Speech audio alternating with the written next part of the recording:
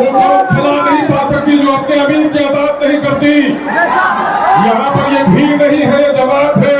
जमात अमीर की आजाद का नाम है। अमीर की आजाद नहीं की वो जमात की भीड़ का तो हिस्सा बन सकता है। जमात के फायदे से वो कभी फायदा नहीं उठा सकता जमात की भीड़ से। इसलिए अनुमान कायम रखे। इस वक्त बड़ी मुसीबत आई है मुसलमानों के हिंद पर कि मुसलमानों के जानो माल इज्जत और आबरू पर खबर डाके डाले जा रहे हैं।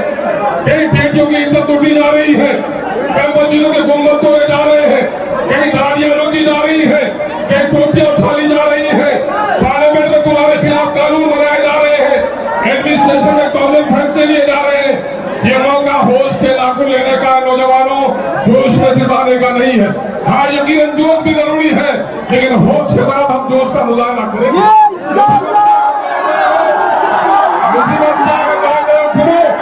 मुसीबत यह है कि मोदी जब से आया है, मुसलमानों को उसने निशाना बनाया है। कभी एलान है जिंदाबाद चुको, जिंदाबाद चुको, कब जिंदाबाद कब चुको।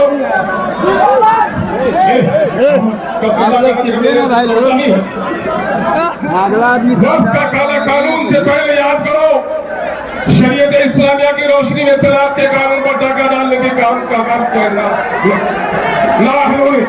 फिर एनआरसी के नाम पर मुसलमानों को निशाना बनाया गया।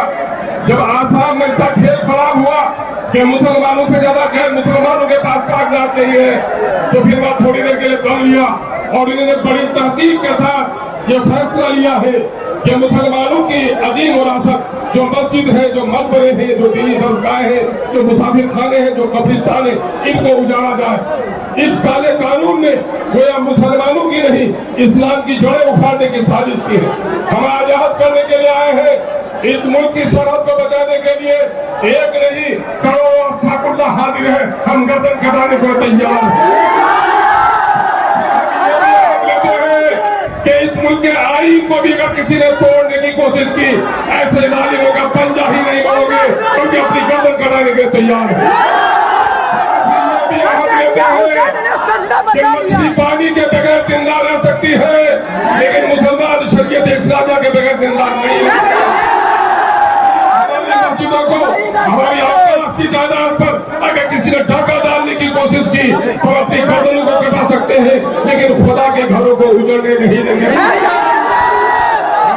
मुबारकबाद देता हूँ तुम्हारी पेशानियों की नमक को देखकर, तुम्हारी आंखों की चमक को देखकर। घर के धूप की तमाज़त भी बहुत है, लेकिन तुम्हारे चेहरे में जो गम और गुस्सा है, इस बात की अलामत है कि हम और आप अपने अमीर शरीयत के हुक्म पर से जमा ही नहीं हुए हैं, बल्कि जिस मकसद के लिए जमा हुए हैं।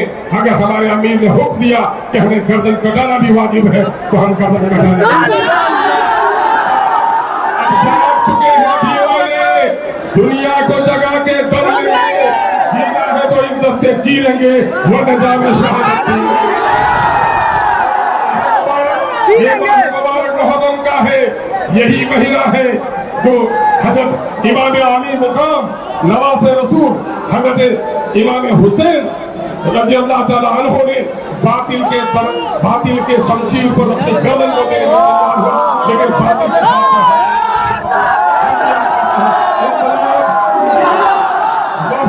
कानून मुर्दाबाद।